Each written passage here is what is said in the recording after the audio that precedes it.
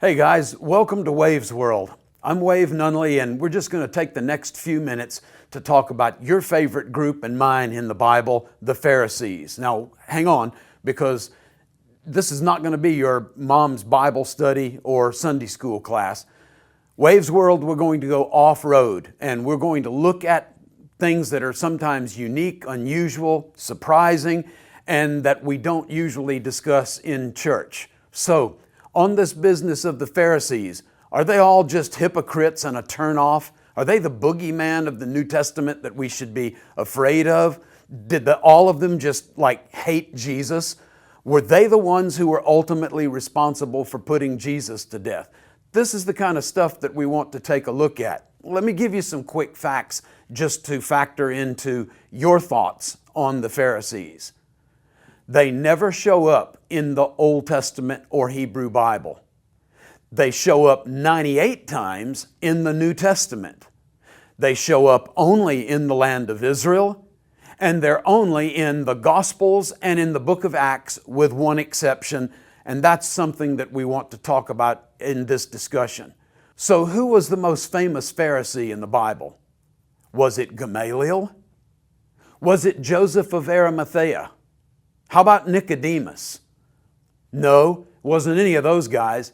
It was the Apostle Paul.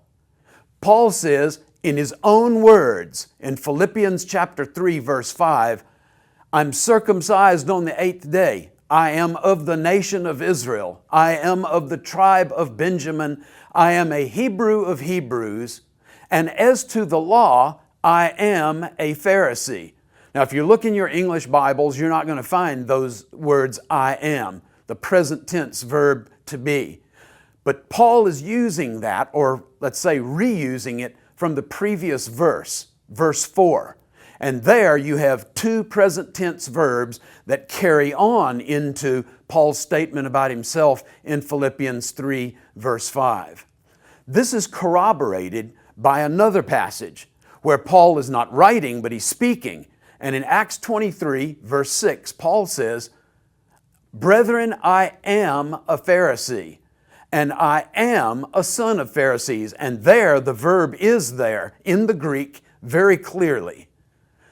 You'll get another mention of Paul's Pharisaism in Acts 26, verse 5.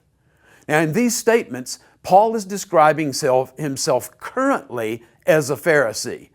And these two texts come from the end of Paul's life, not the beginning of his walk with Jesus or the middle, but at the very end of Paul's walk. So he's been following Jesus at the point that he writes Philippians and speaks in the book of Acts for almost 2 decades.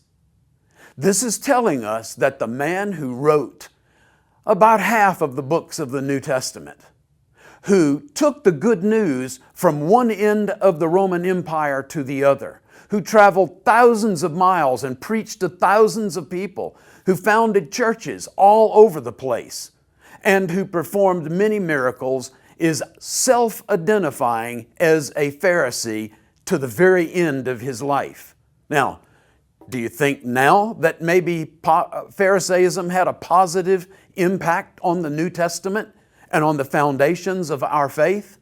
Would that mean that actually learning about Pharisaism might help us better understand our own Bible and our own faith? Maybe just a little bit better. You know, that's something important to think about and maybe to invest some time in.